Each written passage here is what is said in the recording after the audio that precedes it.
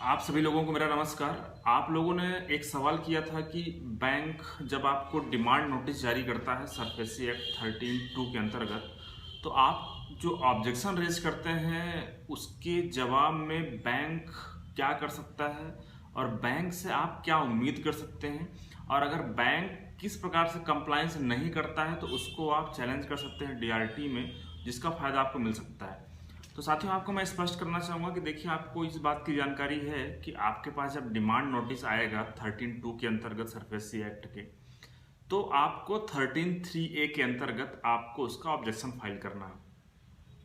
अब साथियों, ये जो ऑब्जेक्शन आपको फाइल करना है, इसमें आप किसी भी प्रकार से आपको जो भी आपत्ति है आप वो फाइल कर सकते हैं।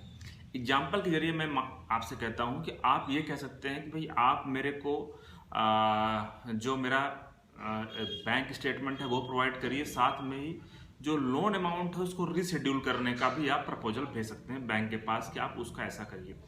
और मान लीजिए कि बैंक आपको रिप्लाई देता है, आपको ये बात तो पता होगी कि आपके पास जब डिमांड नोटिस आएगा उसके 60 दिन के अंदर आपको 13(3)(a) का नोटिस, आपका ऑब्जेक्शन फाइल करना होता है बैंक के पास।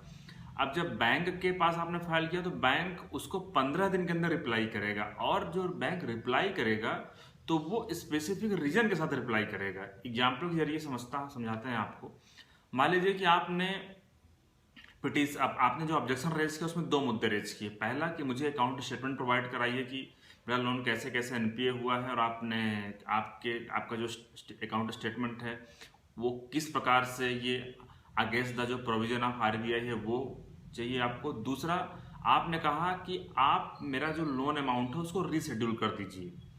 तो बैंक मान लीजिए आपको जो 15 दिन के अंदर रिप्लाई दे रहा है, तो बैंक ने आपको अकाउंट स्टेटमेंट प्रोवाइड करा दिया कि आपका जो लोन अमाउंट है ऐसा ऐसा करके एनपीए हुआ है, पिछले 90 डेज से आपका जो लोन अमाउंट है जो आप जो पे कर रहे थे वो कंटिन्यू नहीं, इसलिए आपका लोन एनपीए हो गया। लेकिन आपने बैंक से जो कहा था कि आप हमारा जो लोन है उसको रीशेड्यूल करिए, तो बैंक ने उस पर कोई रीजन नहीं दिया। बैंक ने आपको जो रिप्लाई दिया उसमें कुछ जिक्र ही नहीं किया इस बात का कि आप जो कह रहे हैं कि भैया आपका लोन अमाउंट रिशेड्यूल किया जाए।